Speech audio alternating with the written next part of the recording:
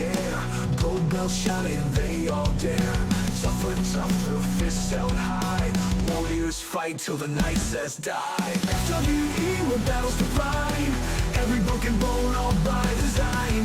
Chained to the thrill, they let it be. This ain't a game, it's FWE. FWE, where battles define. Every broken bone, all by design. Chained to the thrill, they let it be. This ain't a game, it's FWE.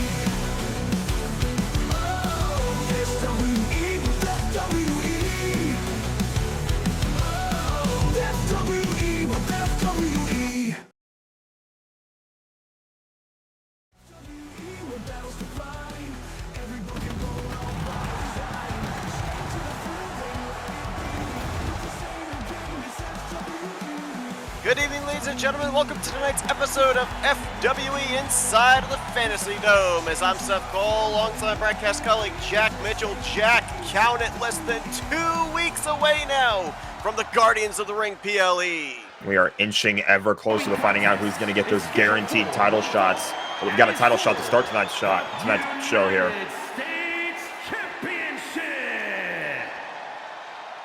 As you hear their United States title on the line, the lengthy reign of Matt McIntyre may come to an end here this evening as Baymax gets his title rematch. We're also pleased to welcome alongside here at the commentary table former Intercontinental Champion Robbie Gilman. Evening. Yeah, no, this deal here with Baymax and Matt McIntyre promises to be a hell of a match here. And it was a hell of a match when they had their last encounter. Obviously, they had the one-on-one matchup at Power Up that ended in a count-out victory. That's why we're having this rematch here tonight. But the difference is there's no DQ and no count-out. There's also another caveat as well. It has been announced by FWA Commissioner Woody that no members of the family are allowed to be at ringside at any point in this matchup. If they do, it could have ramifications for a matchup later on tonight where Ed and Eddie, of course, we ended up seeing, it appears that the Geeks have joined the family. They've got an opportunity here tonight to fight for #1 contendership for the tag team titles. But if any of the family members come to ringside for this matchup, that opportunity is forfeit.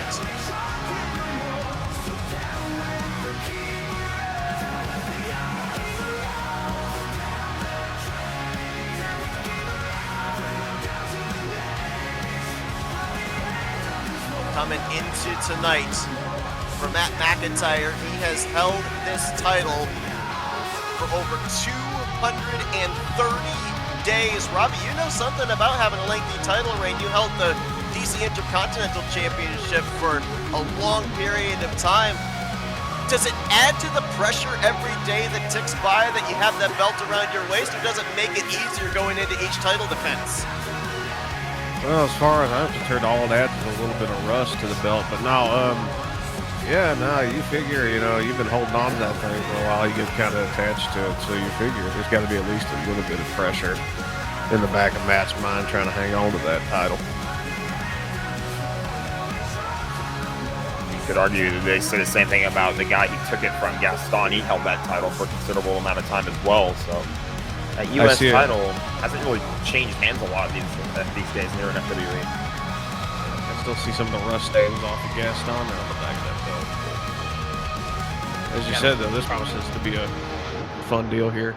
Gotta wonder if coming into this matchup as well, if Matt feels the deck is stacked against him. Easy for me to say. Obviously, no family members at ringside, no disqualifications, no countouts, so that takes away the champion's advantage. And we have to remember, too, Baymax has a pinfall victory over Matt McIntyre. That's what got him into #1 contendership in the first place. And they are technically one and one against each other, but that countout victory, that's definitely going to be in the back of everybody's minds as we send it to our ring announcer, Mike Rowe.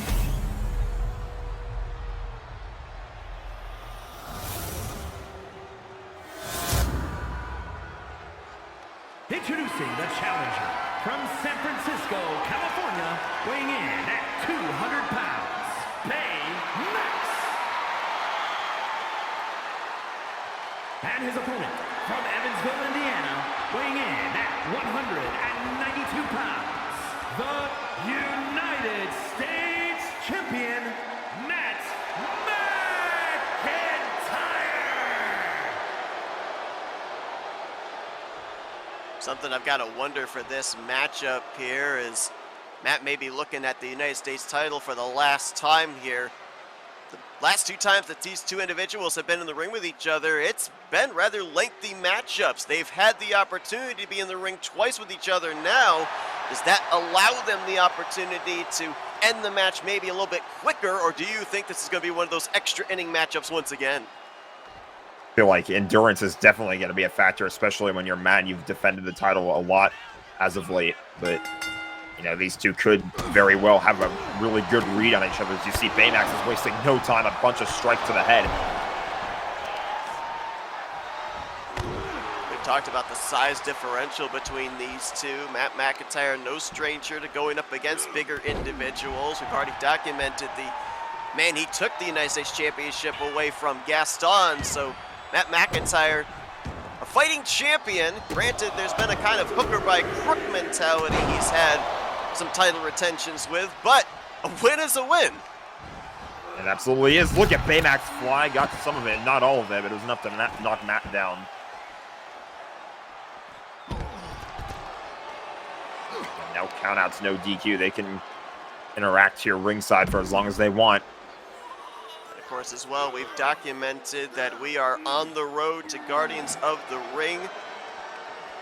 Fatal 4-way qualifying matchups taking place here. We already know 2 individuals that are moving on both the men's and the women's side. Anthony McCrory and Elizabeth Swan advancing in these most recent episodes of FWE Extra. We are going to determine yet another participant on both sides here tonight.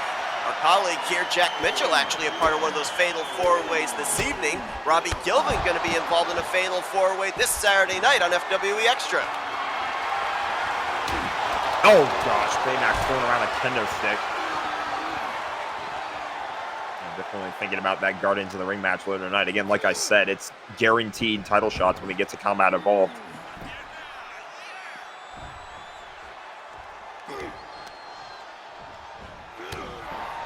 It's been all Baymax so far. Matt hasn't really gotten in that much offense as of yet. And I was just going to mention, that kind of, again, as we said, with the no counters, no disqualifications, we saw Baymax be the first one to kind of introduce in the weaponry there, and that takes away that champion's advantage that Matt's been able to play with most of the time in these title retentions, as cover is in and a kick out only at 1.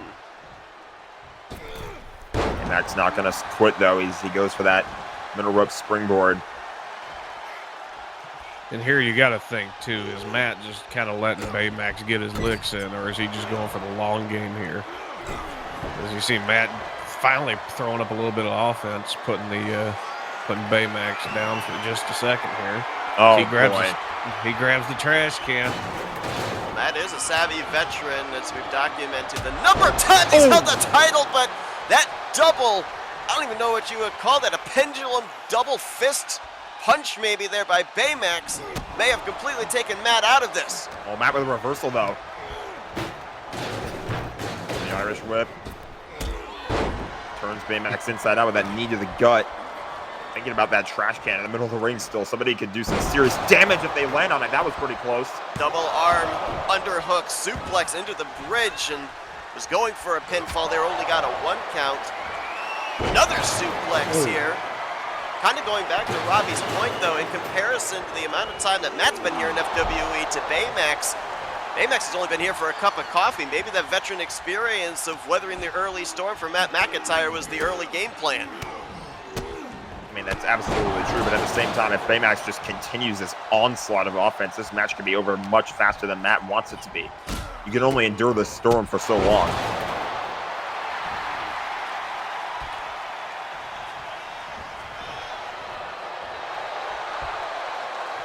Got Baymax up, might be setting him up for white noise, connects!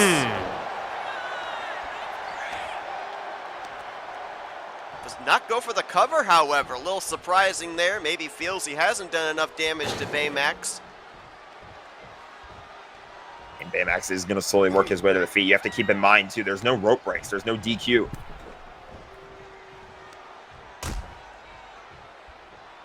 Oh, this is going to hurt.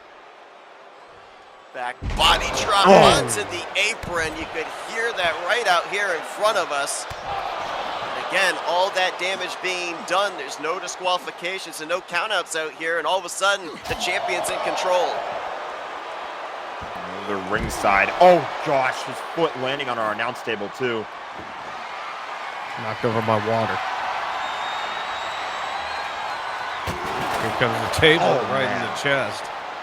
Just using the table as a weapon, didn't even bother to set it up, using it as a projectile. Is now Matt, with that assistance of the table on the outside, puts Baymax back into the ring. Baymax has not moved since he was dispensed back between the ropes. Oh, gets in the reversal though. Matt's down. Baymax has an opportunity. Whoa! Not sure what he was going for there. I'm not sure if maybe Matt was thinking about an RKO of some sort, but that move will bring Baymax back down. Now working on the arm, gonna lock in an arm bar here. I believe this is just a wear down. I don't believe that would be a submission move there. You didn't see referee Ernest Wright admonishing Baymax if he was gonna quit or not, and now goes for a splash right on that lower back, that same back that got delivered to the ring apron. Oh, he's thinking about it. No. Oh, he hits it! RKO! That's it.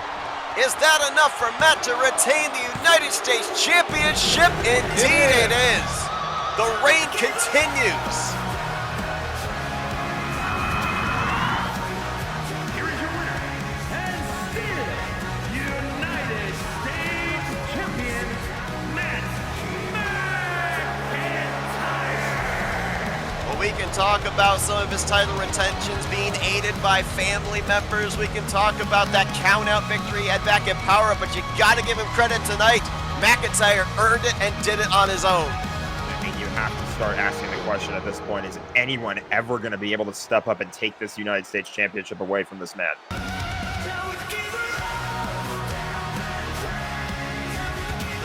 230 days plus.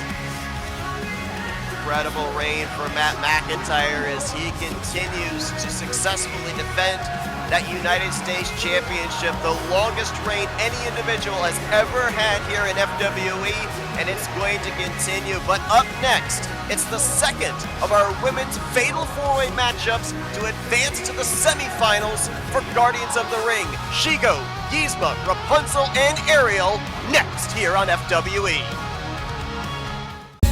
Raise your hands, let the fire ignite. Bound by fate, we'll win this fight. Through the storm, hear the echoes cling. Side by side, we're the Guardians of the Ring.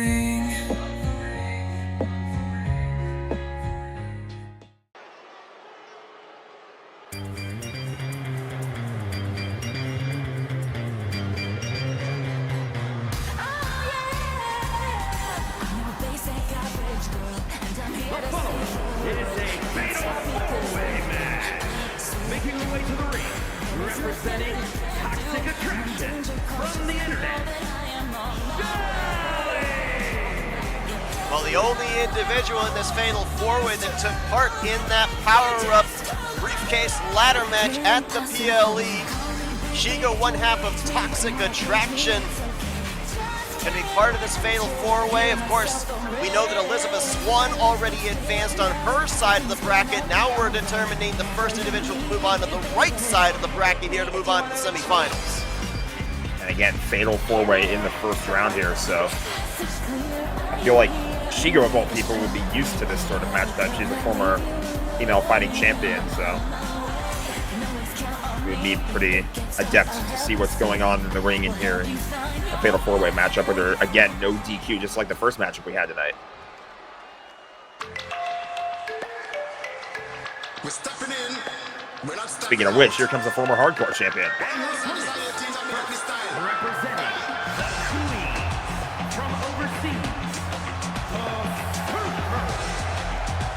And she about Ariel, a former hardcore champion in her own right. And I'm kind of looking at the landscape here. Obviously, only one woman can move on in this fatal four-way, but you look at the two women that are already making their way out to ringside. You mentioned about a female fighting champion, and Shigo, also a former tag team champion. Ariel, a former hardcore champion. I mean, if you move on, you win this tournament, you are guaranteed a title shot for the Women's Universal Championship at Combat Evolved. It would just be continuing to add to the resume that these women so far have been able to create here in FWE. Absolutely. I mean, it's such a huge resume, but it's just about the same thing as winning the power-up briefcase or winning the Royal Rumble. You can immediately put yourself on the map and put yourself in the back of the mind of at least one champion here in WWE.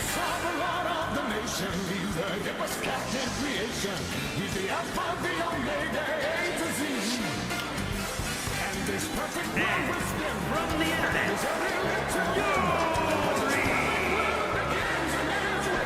another woman that has formerly held gold here in FWE, Yzma, a former female fighting champion. We talk about it all the time. These type of matchups, these type of tournaments. I mean, we could go back to some of the individuals that advanced into the power-up briefcase ladder matches on both the men's and the women's sides. There were some dark horses. I think you could consider Yzma a dark horse in this tournament. I would say so. I mean, talked about the former championship, but again, not really. I don't really think that Yzma in particular has done a whole lot outside of that, so this would be a massive opportunity for her.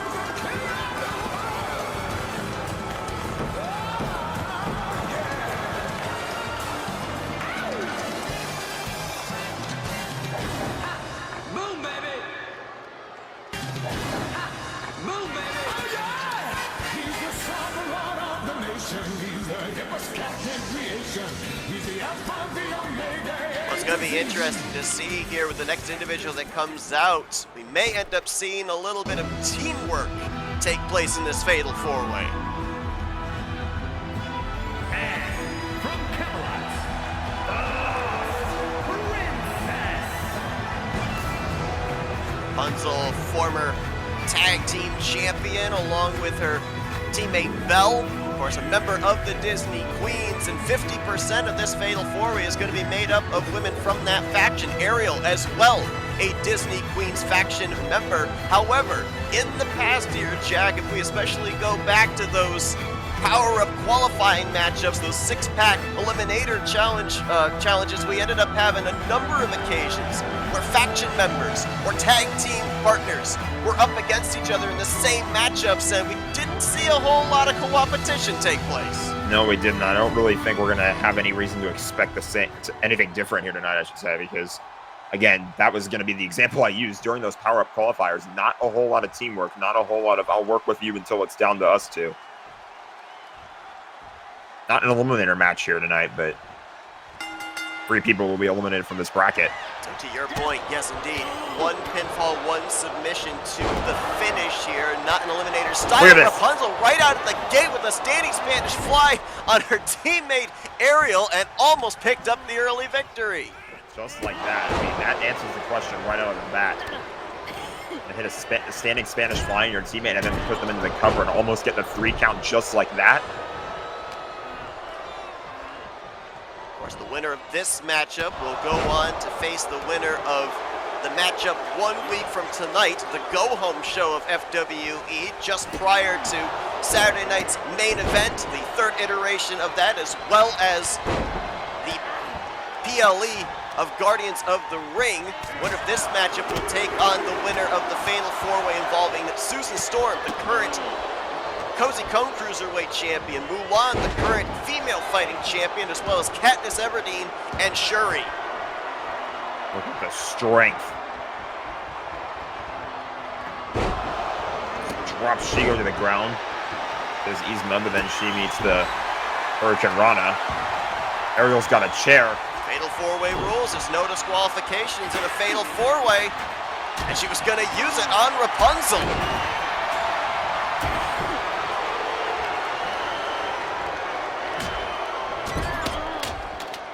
shot to the back with the kendo stick, seemingly having no effect on Yzma. I was gonna say she probably felt some of it, but didn't show it. Oh gosh. Big heel kick there from Rapunzel. Now goes back after Ariel again. Inverted atomic drop. Shigo disposes of Yzma on the outside.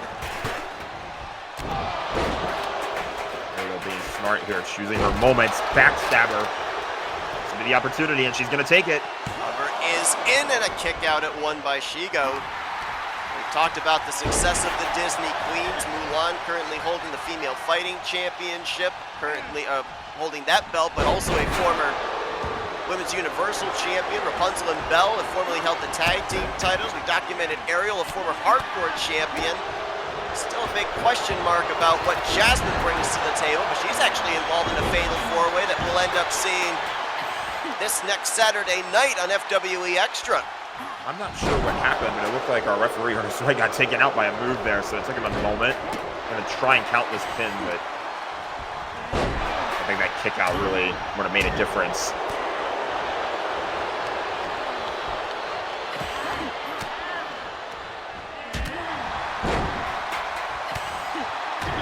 And it's all timing in a fatal four-way match. You got to pick your moments when somebody has just finished delivering offense, but conversely, you also want to make sure you keep your eyes in the back of your head wide open, because at any point, somebody could be approaching you from behind with something like a steel chair or some kind of a big move that they're ready to unleash. And at the same time as well, you want to keep your eye on the referee, because when he gets knocked down like that, he's not going to be able to count a pinfall or submission. Fisherman suplex by Yzma, and now setting up for another Fisherman suplex slam to Ariel. Goes for the cover, Rapunzel there to break it up, and I guarantee you that was not to help her faction member, that was to preserve her chance of moving on to the semifinals. Exactly. Oh, might be setting up for a code of silence here is Rapunzel. Submission locked in, and now Ariel gonna break that up. You know, it's interesting too, we talk about the strategies of a fatal four-way, and normally you want to dispose of two of the participants outside of the ring, make it a one-on-one. Go back to, oh gracious, look out, kendo stick incoming there from Ariel, but you go back to this past episode of FWE Extra, we saw Elizabeth Swann literally sneak a pinfall victory when all four women were in the ring at the same time, all in the same proximity as well.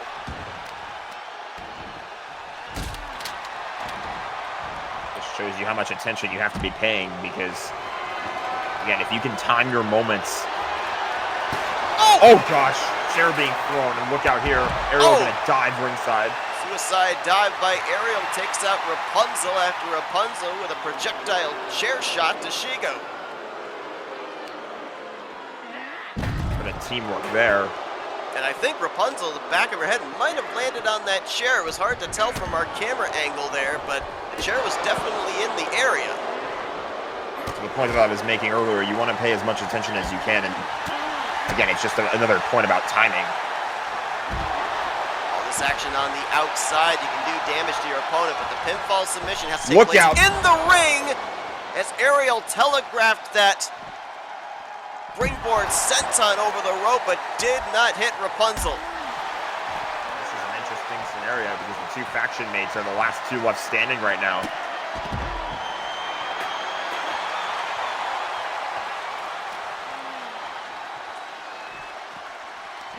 Everybody now back on their feet. Rapunzel gonna get sent into the ring.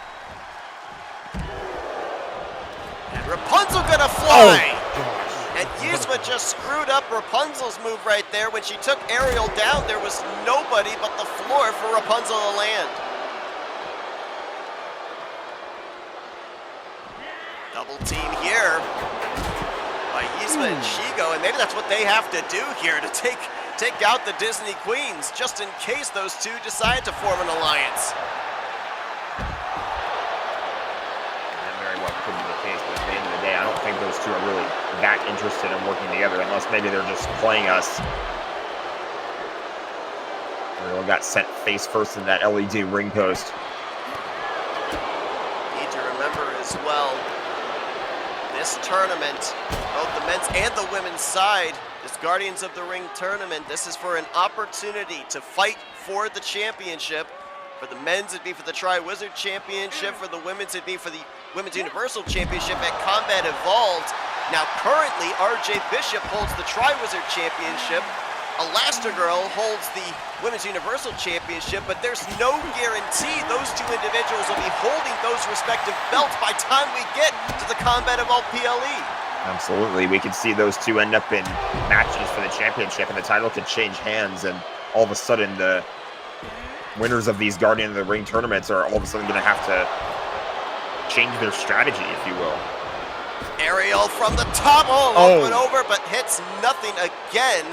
The aerial moves here, no pun intended, have not been on point. We talk about the timing of getting the pinfall to submission, but the timing of these offensive moves to the outside have not exactly hit.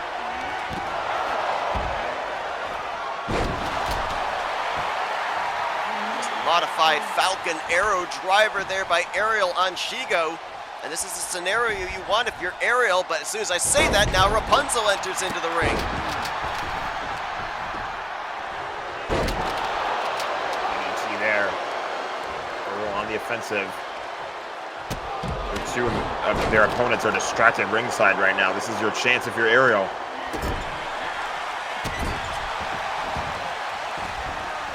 Now we have more people entering the ring. Oh! Big kick. Massive super kick there by Shigo. This could be the moment for her, but no.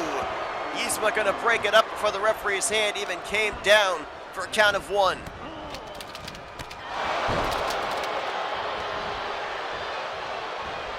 Gonna grab Rapunzel. Send her to the ground. Couple of shots to the head. Turns her attention back to Yzma. These two have been going at it for quite some time in this matchup, honestly. There are definitely some ramifications to these things as well. Even if you're not on the victorious side of these tournament matchups, you know, if you get into it with somebody else for a while, that could lead to some long-term troubles with somebody else. Certainly can. There's Ariel setting up for the running bulldog on Shigo. Fisherman suplex from Yzma to Rapunzel, and now maybe setting up reverse DDT from Ariel. Going in for the cover on Yzma, and Rapunzel breaks it up. Oh, might be set for code of silence. Here is Rapunzel on Ariel. Yzma gonna break that up.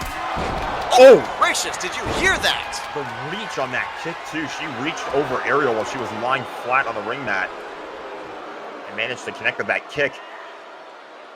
Dead weight lift into a German suplex by Rapunzel. Going in for the cover here on Yzma. Shigo's going for a cover. Shigo's got a cover on Ariel as well. And the referee counted 3 who ended up getting it. I believe Rapunzel is... Here is your winner. They both had covers though. I think Rapunzel just barely went into the cover first, but the referee definitely counted both at the same time. Yeah. Yeah, I would say because Rapunzel started her cover first. I think that's why they gave it to her. They both had 3 counts. Rapunzel is the one that's declared the winner. I don't think Shigo's going to be all that happy with the outcome of this one. But there you see the updated bracket. Rapunzel will move on. Elizabeth Swan on the other side, still 2 slots to go as FWE continues. Raise your hands, let the fire ignite. Bound by fate, we'll win this fight. Through the storm, hear the echoes cling. Side by side, we're the guardians of the ring.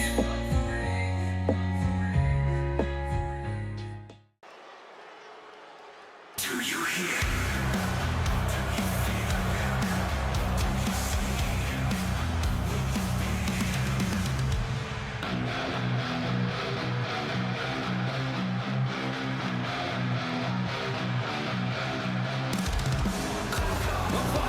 Is a tag team match set for one fall. On the way to the ring, at a combined weight of 433 pounds, the Disciples of Darkness.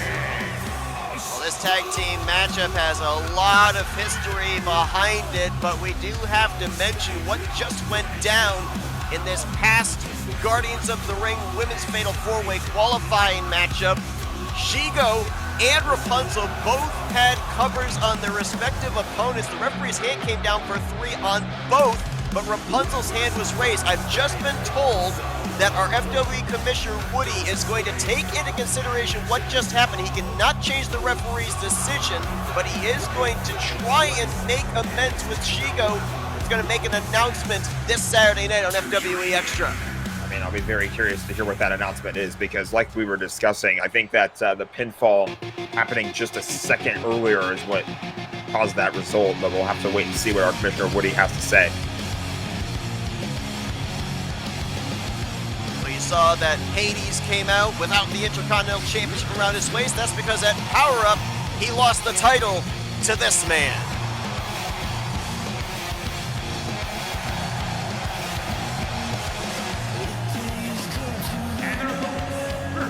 From Louisville, Kentucky, weighing in at 215 pounds, the Intercontinental Champion, the Mailman, Dylan Potter.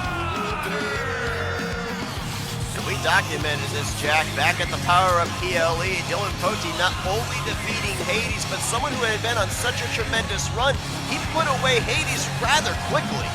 Exactly. I mean, that was still honestly a pretty huge shock to us. The fact that he was able to put away somebody like Hades, as dominant as Hades as quickly as he did.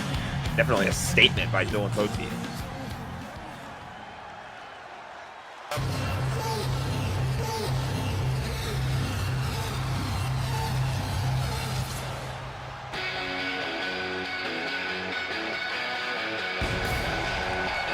Break down the walls. For those about to rock you, what you want. Baby, you know From Tucson, Arizona, weighing in at 236 pounds, the men, World Champion, RJ You can see RJ is still sporting the battle scars from his feud with the Shadow Lord. And this tonight is going to mark RJ's first time in the ring since their battle. We, of course, saw him make his reappearance here in FWE as he flanked Dylan Poteet back at the Power Up PLE. Full props to RJ for being able to return to the ring here. It's obviously great to see that, but obviously I'm a little bit curious about what his condition is going to be. Obviously, he hasn't wrestled in quite some time since that ambulance match he had with the Shadow Lord. And I think one thing to note, too, is that the Shadow Lord, despite being on the losing end of that match, came back a lot quicker than RJ was able to.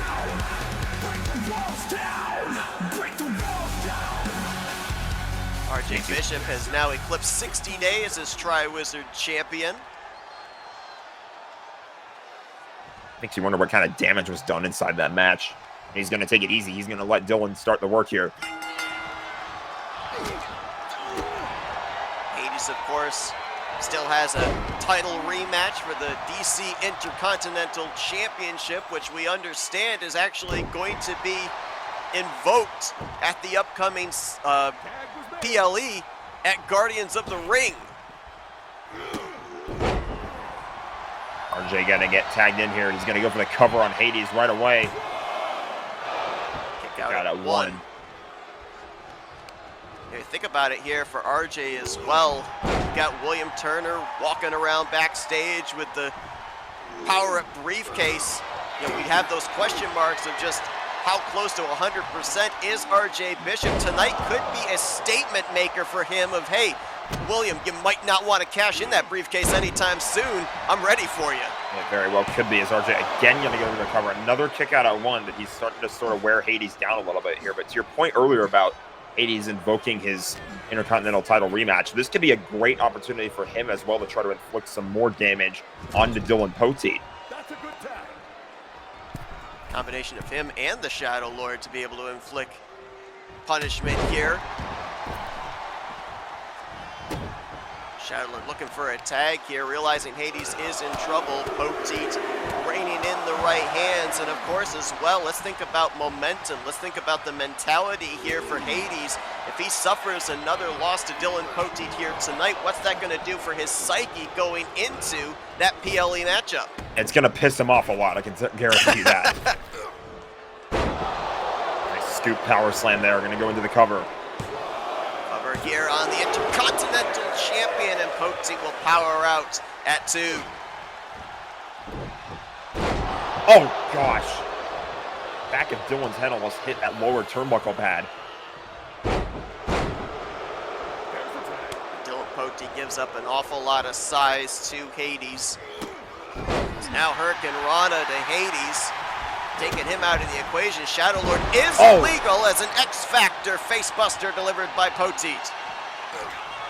Really not slowing down there. Was able to deliver that move to Hades and then knock the Shadow Lord down to the ground. And now, here comes RJ. Here we go. Here we go. First lockup between these two since that ambulance matchup. Oh, and a full Nelson suplex by Shadow Lord. And the statements made by the Shadow Lord. He hits that move, knocks RJ down, and immediately leaves the ring. You know, if you're the Shadow Lord, you certainly know what areas of RJ's body you targeted in that ambulance match. One would certainly have to think that upper neck region would be a prime target for him. We saw that suplex kind of target that area here, and now gonna go for the lower back with the double axe handle.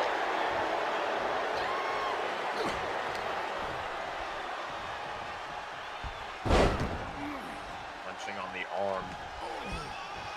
Not quite a submission. Again, just wearing RJ down.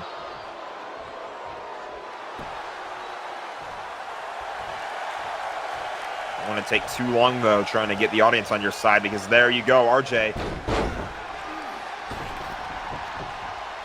Transition into that head scissors takedown now with a cheap shot here on Hades. Give him room for this springboard bulldog.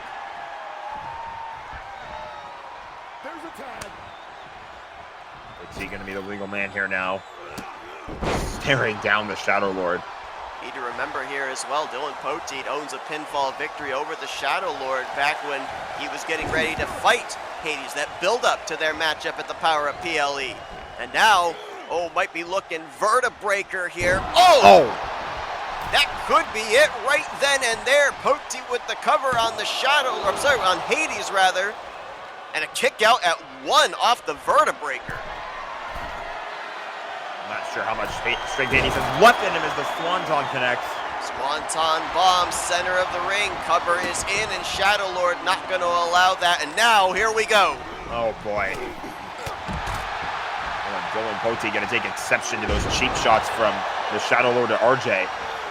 Both of them are going to get sent ringside. They were both not the legal participants, though, so this matchup here continues. Springboard moonsault by Poteet. Nowhere for Hades to go. No tag can be made. Now Shadow Lord makes his way back up to the apron as the flying forearm in the corner by Poteet. Oh! You see RJ there on the outside with the drop kick. He blindsided Shadow Lord. He was just standing there and waiting for the Shadow Lord to get knocked out of the ring. And those two are going to war. Meanwhile, inside of the ring, springboard moonsault misses. Hades! Look at the throw on that German suplex. I think RJ realized that his partner needs help. He might not get it, though. Hades setting Poteet up and down with the choke slam. Cover in by Hades. Oh, and a kick out at 2. How did he get up from that? That would have been huge for Hades if he'd gotten that victory going into their rematch. Now looking for the choke slam once again.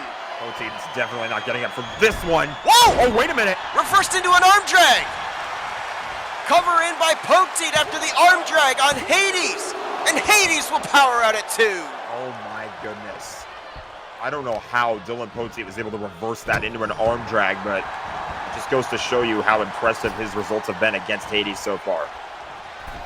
Poteet going up top. Might he be looking for that Swanton bomb a second time? No, instead, 5-star frog splash. Hades has absolutely no idea where he is, and now this could be the tag to RJ for him to be able to finish this one off. RJ springboard moonsault, looking for the finishing blow. Cover is in here on Hades.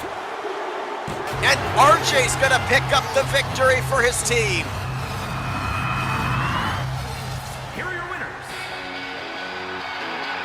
Big statement victory there for the Tri-Wizard champion and the Intercontinental champion as they're victorious here tonight. RJ looked incredible in his return to action there, but you noticed ringside too, he continued to battle with the Shadow Lord. I have a feeling that those two are definitely not done with each other yet. Poteet, of course, going to be defending the Intercontinental Championship against Hades at the upcoming PLE of Guardians of the Ring. And up next, speaking of Guardians of the Ring, we got to set ourselves a number of contenders for the tag team titles.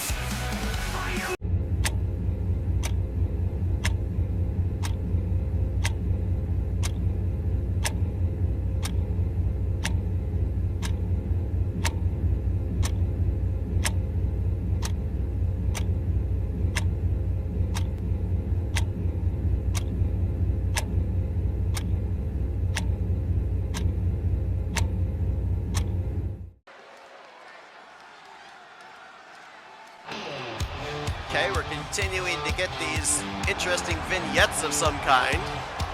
The following is a tag team match set for one fall. On the way to the ring at a combined weight of 417 pounds, the Thrill Seekers. Still not totally sure what those videos are all about here, but that countdown that it seems to be giving us, it coincides with the Guardians of the Ring PLE, so. Exactly, that's why it's weird, because we've already got our normal promo commercial for Guardians of the Ring. This seems to be much different, and I'm not sure why we're counting it down here, but maybe we'll get some answers at some point as the Thrill Seekers make their way to the ring here. Kyle Matthews, Dylan Young, trying to take their one step closer to being #1 contenders for the Men's Disney Tag Team Championships. Speaking of needing answers to things, And their opponents, accompanied by Michael Norton at a combined weight of 384 pounds. The Family. As you say, we go back to the close of this past episode of FWE Extra. We saw Matt McIntyre, William Turner one-on-one. When the match was over, Ed, who's there on the left, would make an appearance and help Matt McIntyre with a beatdown on William Turner. Jack Sparrow would enter the fray, but then Michael Norman would make his way down to ringside with Double D and Eddie flanking him. It would appear that the Geeks have joined the family. Their ranks have increased in numbers. they only had 2 members after everything that we saw unfolding at Paramount and at FWE Fallout that happened after Paramount, and it looked like even though their numbers were short, they looked like they were still in a pretty decent position of power. But we've been seeing at some events as of late, Michael Norman has been joining us on the desk for commentary, and he's left us randomly at seemingly random points to make some calls, and it would seem that this is what those calls he was making were all about. I think it was back at the Resistance PLE that these kind of rumblings or these murmurings by Michael Norman took place, and we now see the fruits of his labors. We'll have to see just exactly how this kind of benefits both sides. Obviously, for Michael Norman, there's safety in numbers, there's power in numbers. So you add 3 more individuals to your faction. That's the largest the family's ever been here in FWE. And then what's the return on the other side for the Geeks of Ed, and Eddie? Well, tonight, if they win this matchup, they take one step closer to maybe claiming Tag Team Championship gold. We do know that the Teenage Mutant Ninja Turtles will defend those titles at the upcoming PLE at Guardians of the Ring. Did you see what Kyle just did? He just ran in there and hit a cheap shot on the referee so that the referee couldn't count that submission. Wow. I guess that shows you what kind of mentality the Thrill Seekers have going into this one. It's I guess they amazing figure that all wasn't bets a are off. disqualification, because there are countouts and DQs in this matchup. I was surprised that was not immediately called, but Dylan going to go into the cover here. That's broken up. Dylan, a former 3-time Tri-Wizard champion. He and Kyle Matthews trying to win tag team gold for the first time here in FWE. And we understand that the winner of this matchup is going to take on the winner of the matchup in a week's time on the Go Home episode of FWE, just prior to Saturday nights in Springfield. as the Hurt Business will be taking on the Crew. And of course, we've already seen the Family and the Crew lock up, and that was this past Saturday night. Yeah, I have a feeling they're not too thrilled with everything that has been going down over the last few weeks. I mean, they got to be happy that Will Turner has the power-up briefcase. Honestly, they're pretty frustrated at this outcome so far, as there's a cover by Kyle and a kick out at 1. Gorilla press slam there by Kyle Matthews, deceptively powerful. Taking down Ed, at least for the time being. Now working on the legs, trying to take away that vertical base.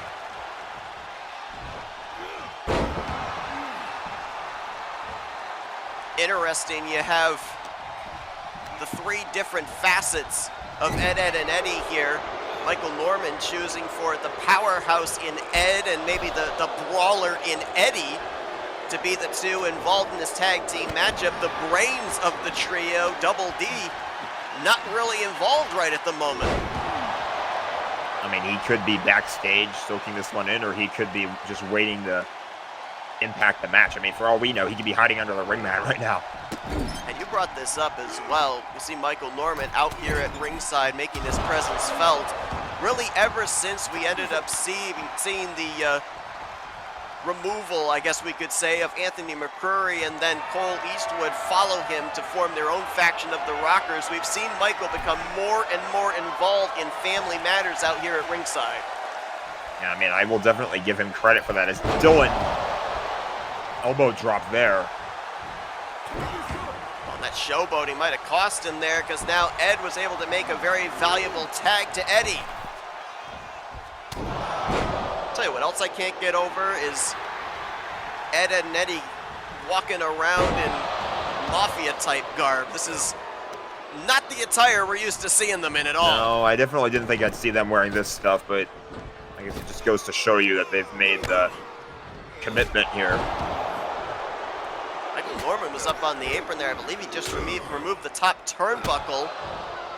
Maybe planning on Ed and Eddie to utilize it, and I would assume now we can't really refer to Ed and Eddie as the Geeks. I would assume we have to call them the Family now. They've been incorporated into this faction.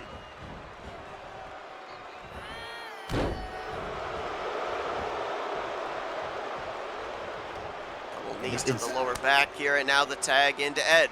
It's definitely not the move I saw coming from Michael. You know, when he kept leaving the announce table to call people, I had a feeling like he maybe was thinking about recruiting people for the Family. I did not think it would be these 3, though.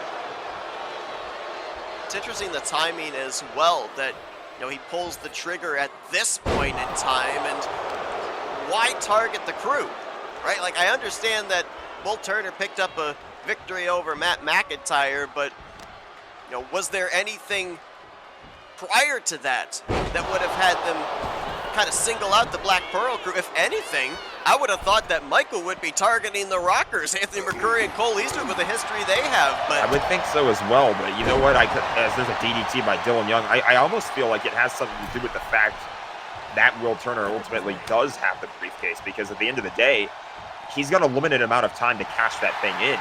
If he's constantly having to worry about fending for himself against the Family, he might not be able to have the opportunity to cash in on that briefcase. it's a fantastic point, and one would also have to assume as well, as Kyle Matthews going to go up here to the top, hit the elbow right into the chest of Ed, but does not go for the cover. But one would also have to assume as well that Michael Norman, we saw him fight for the Tri-Wizard Championship back at Royal Brawl, was unsuccessful. You got to think he's still got thoughts about that. And if you take William Turner out of the conversation, if Michael's ever able to get himself back in a number one contendership for that belt, that eliminates that X factor from getting involved. Very well could. And I mean, something else worth considering here as well is that I'm not necessarily sure that the Thrill Seekers are on friendly terms with the Crew as well, because you saw, we got a cover here, Dylan Young was the guy who inserted himself into the Elimination Chamber match by taking out Jack Sparrow. Great point. Here we go. And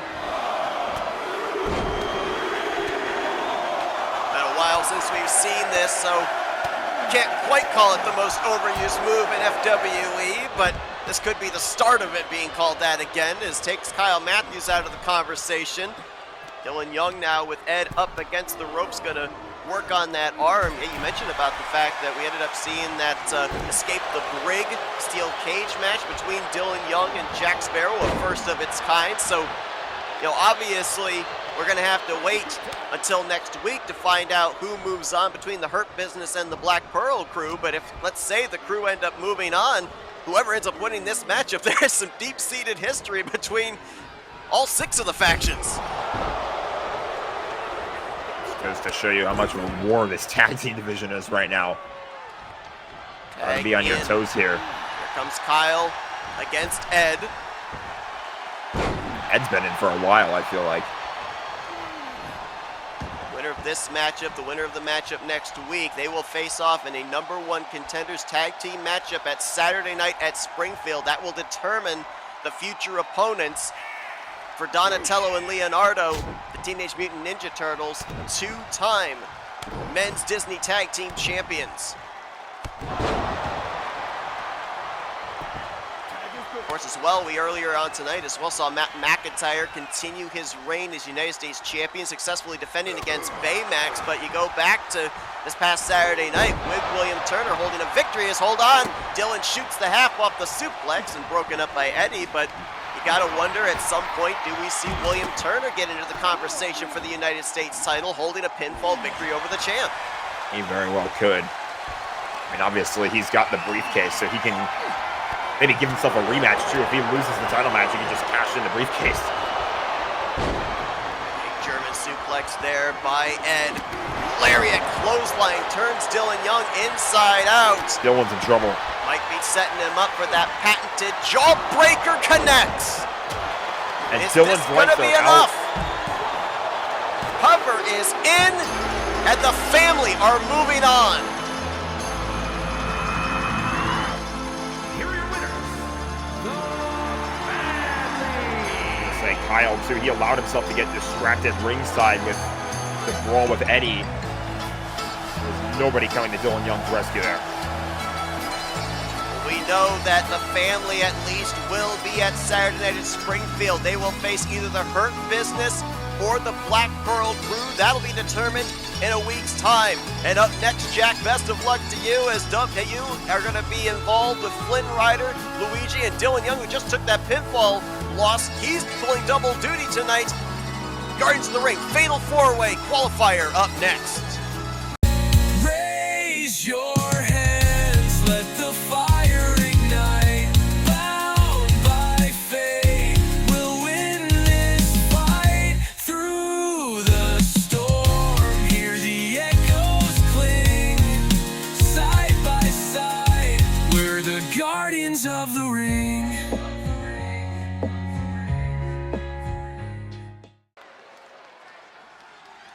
Welcome back to FWE as we get ready for tonight's main event, the next Fatal 4-Way qualifying match for Guardians of the Ring. Four-way match. Making his way to the ring. As we see Luigi making his entrance, really getting the crowd riled up. Weighing in at 173 Luigi, pounds. former tag team champion, did quite well in his power-up qualifying matchup. That's why he's involved in this matchup here tonight with an opportunity to advance into the semi-finals for the Guardians of the Ring tournaments.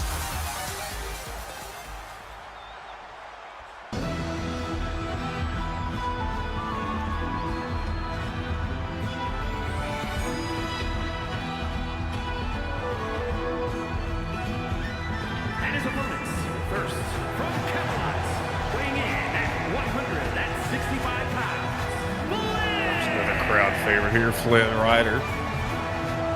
And just earlier on tonight, we ended up hearing this same music played in victory as Rapunzel was declared the winner of her Fatal 4-Way. But controversial, but nonetheless, could Flynn Rider and Rapunzel end up pulling off a sweep here this evening?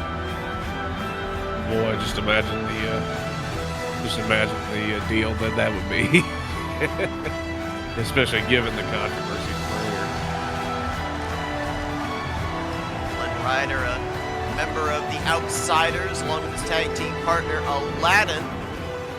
Winner of this matchup is going to face off against the winner of the matchup taking place in a week's time, Raphael, Maui, Aladdin, and Mr. Incredible. So there's a chance we could end up seeing teammates in Ryder and Aladdin go up against each other.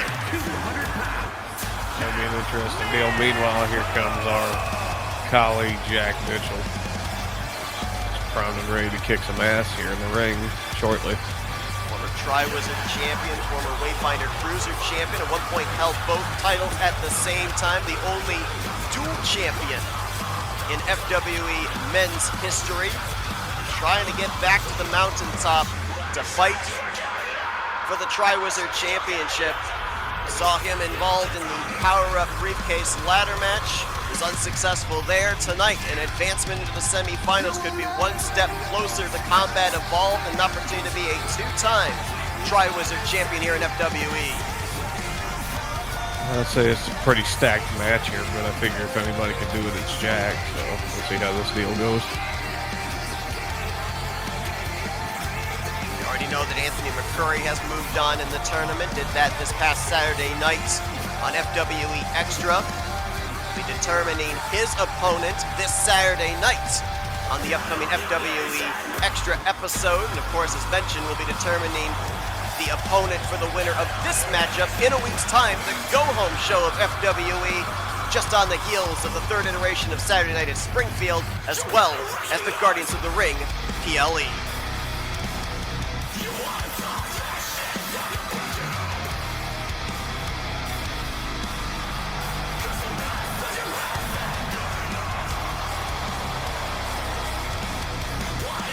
Also a little food for thought, if Jack wins here tonight, Thanos is on the other side of the bracket. He'll be involved this Saturday night in the Fatal 4-Way qualifier, so we could end up seeing those two lock up once again, but this time for the Guardians of the Ring tournament finals.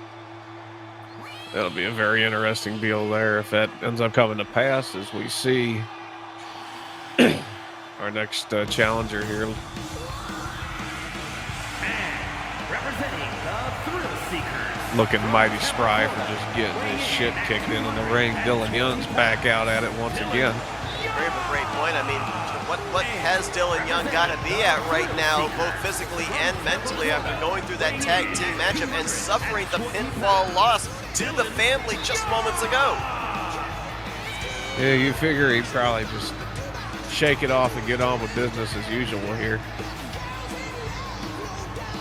It's at the end of the day, it's just a match, all things considered. It's also going to be interesting here as well. I know it's a fatal four-way, but you got to think at some point Dylan Young and Jack Mitchell are going to find themselves locked up in the ring. Those two have quite a history with each other. Of course, Dylan Young inserting himself all the way back at Mortal Kombat inside of the Elimination Chamber, ended up ultimately in some form costing Jack Mitchell the chance of retaining the Wayfinder Cruiser Championship, and not going to lock up immediately, surprisingly. I thought they both would go after each other. Strategy could be to go ahead and knock out Flynn and Luigi while they can, so they can save the big matchup for themselves. Here, look at that. Luigi just going to town on Flynn. The first cover, kicked out at one right in the face by Dylan Young. Yeah, not going to be able to get a pinfall that quickly with all four men inside the ring. Dylan was in the vicinity to break it up. Dylan with a backbreaker there. And then gets drop kicked by Flynn Rider. And that's the thing with these fatal four-ways, right? You know this from the six-pack challenge eliminator matchups that you were involved in. You have to have your head on a swivel. No sooner do you hit a move on somebody, there's somebody right behind you ready to hit you with their offense. Right, it's kind of like trying to climb up an anthill. If you slip off, the next ant's going to slip right in line behind you. We see tugging on him, going right on the back goes Luigi. And another pin here. Jack breaks it up. I mentioned as well about this Saturday night, another Guardians of the Ring Fatal 4-Way matchup going to be involving Thanos, also former Tri-Wizard champion, and Shaggy. Ezio, who had that incredible showing in that Royal Rumble matchup to be the last person locked into the tournament. And the gentleman here to my left, Robbie Gilman, going to be involved in that as well. Robbie, what have you been able to take away from the Fatal 4-Ways that have taken place, the one currently taking place, to kind of put together a strategy? We've already documented the incredible run you had in that six-pack eliminator matchup for the power-up ladder match where you eliminated all 5 of your opponents. So riding that momentum, do you have any strategy right now? It's a fine line, more or less, just between brute strength and being fast like a rabbit. You got to keep, like you said before, keep your head on a swivel, keep light on your feet, and strike when you can. Ryder with a heel strike right there to Luigi as Dylan Young down inside the ring. Jack Mitchell just now getting up to his feet. He'll enter back in between the ropes. Looked like he was punching at the air for just a minute there, Jack was. Guess he was practicing his move on Luigi. Now he takes Dylan Young up. Big slam. Cover is in. There are no rope breaks, so even if Dylan Young's foot is under the rope, wouldn't matter. Referee counts and only gets a 1 count. So now the beef has gotten personal there between Jack and Dylan as Flynn and Luigi go to town on each other. Look at that. Gets flung almost over here to the announce table. Oh, and then Jack inside the ring, his head bouncing off the mat like a basketball after getting stomped into the canvas by Dylan Young. Dylan looks like he may be going up to the top. What is he thinking here? Swanton Bomb connects. Cover is in here by Dylan Young to advance in the tournament, and Flynn Rider just barely breaks it up. That was, if it wasn't for Flynn, that'd have been a master class in the cover there, in the finisher. But Flynn's going to take his lick here at Jack, while Dylan Young, looking dazed in the corner, recovers. Luigi's going to take advantage of that. Blade to a dropkick by Flynn Rider. Cover is in here. Luigi with a big back fist to Dylan Young and now breaks it up. As I said before, you got to keep your head on a swivel. If you're going to make a finisher and a cover, you better make damn sure nobody's around you to break that up. Easier said than done is now Flynn going to kick Jack Mitchell up over the top. I think he was going to go for some kind of a move to the outside, but ran into Dylan Young instead. All right, looks like the adrenaline's flowing again out of Dylan Young. He's really going to town on Flynn at the same time. Jack and Luigi down below. Oh, good kick there from Dylan. Jack is just wailing on Luigi. Look at that. That's the thing on the outside here as he now bounces Luigi off that ring post. He can do damage on the outside, but you got to be aware of what's going on inside of the ring as well, just in case a cover is made. Sling blade to Flynn Rider. Cover is in, and Dylan Young had the wherewithal to break it up.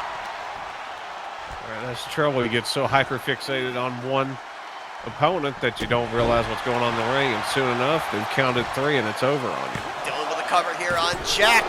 And Jack's going to power out at 2. Luigi and Flynn Rider were nowhere close. That would have been it if Jack hadn't gotten the shoulder up. Still thinking, it looks like Dylan may have had the edge on Jack for just a second. Luigi going for it here. Kick to the midsection of Flynn. Irish whipped into the corner. And now Dylan's got himself a steel chair. All legal.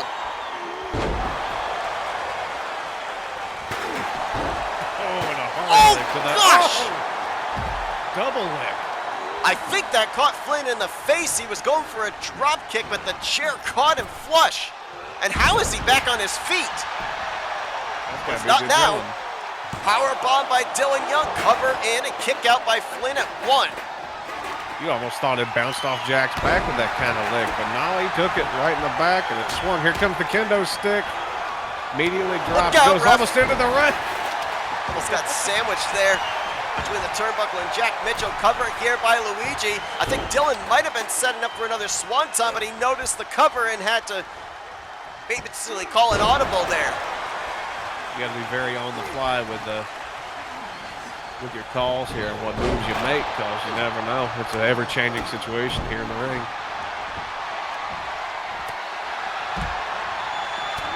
Elbow by Dylan Young. Got Luigi up. Might be thinking GTS. Hits it! But now Jack And gonna Jack dispose of flings it out Dylan. the ring. Got Luigi where he wants him. Gonna lock in the sleeper. Luigi passes out, it's over, but he'll escape with a jawbreaker. Dylan's fired up now. He's really fired up now. Like any of that exhaustion, any of the pain from the previous match has gone away now. He is completely high on adrenaline here. Almost seems like the pace of this match has picked up here. We've entered into the second half. One move, maybe all it takes for one of these four men to move on to the semifinals of the Guardians of the Ring tournament as Dylan Young propelled into the referee. The ref is getting bullied in here. But where do you go? It's so tough, right? There's so much going on. Where is there a safe place to be? Flynn with the cover here, forearm in the face of Dylan Young. I say it was a rather lackadaisical cover by Flynn. Dylan was able to have that lower body strength to kick out. We're here right in front of the announce table. We're going to have us a battle. Oh! Flings Dylan into the stairs hard as Luigi. Got first into the corner of those steel steps. Here comes Flynn Rider now to the outside. Float over Celine Del Sol as I think Jack might have been going for a spear. He's going to throw him through. I thought he was about to throw him through the table there, but no, kick right in the jaw. Now the referee feels safe. He's just a spectator along with the rest of us as all the action on the outside of the ring. The pinfall submission has to take place between the ropes, but you can use everything out here at ringside at your disposal. No pinfalls, no disqualifications to do damage to your opponent. This is purely a wear down on the outside, physical and psychological. This is all in an effort just to get you to get drugged back up into the ring so you can get that cover and be done with it. As we see, Flynn gets flung back into the ring. Luigi's reaching for something. Another kendo stick, I think. Yes, indeed, is now Flynn Rider. Airplane head scissors takedown on Dylan Young. Oh, blocked the kendo stick shot there from Mario. X Factor face buster. Covered by Flynn. Jack is on his feet. Gonna go in to try to break this up, but he didn't get there in time. Flynn Rider Here is your winner, Flynn! is moving on to the semifinals here of the Guardians of the Ring tournament. Mark Martin, 2007 Daytona 500. Ever so close, but too late to break the cover.